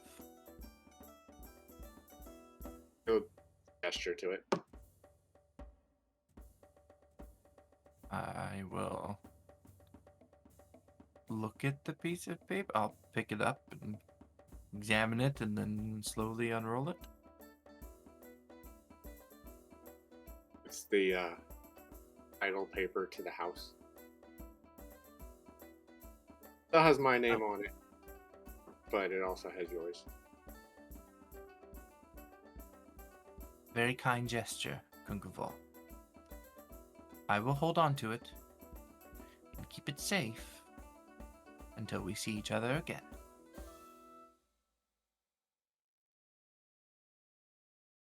Coon's gonna jump up. Coon's gonna jump up and hug Mia. And he'll get a good strong hug back. And then Mia hears the crumpling of a piece of paper. And as the leaf crumples in Kunkaval's hand, he kind of like crumples in your grasp as like little flakes begin to dance off out the window until there is nothing left. And in a brief moment, Kunkaval, you are embraced by Mia, and then you feel like the soft wind kind of like blowing through you, and you reform into a very familiar hut. And as you do, Candy kind of gives you a very welcoming smile, as it looks like she's just returned home herself.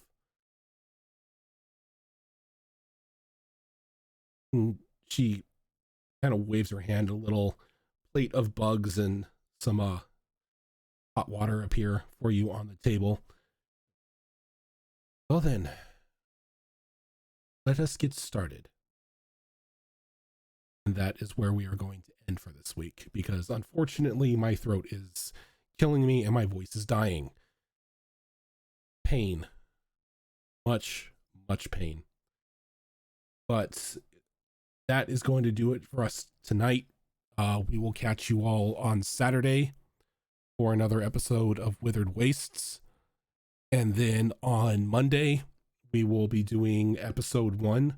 Fingers crossed that my throat is healed. But episode 1 of Tricorn Isles.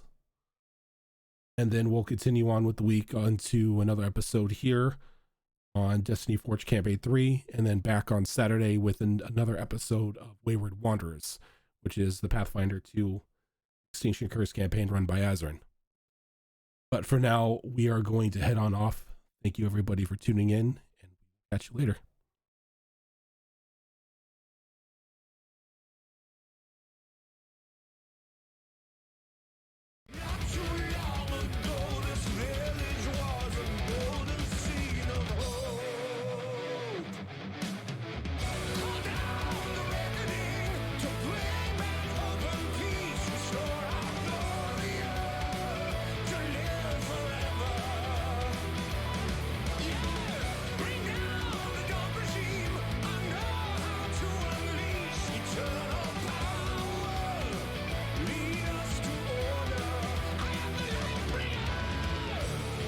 Yeah!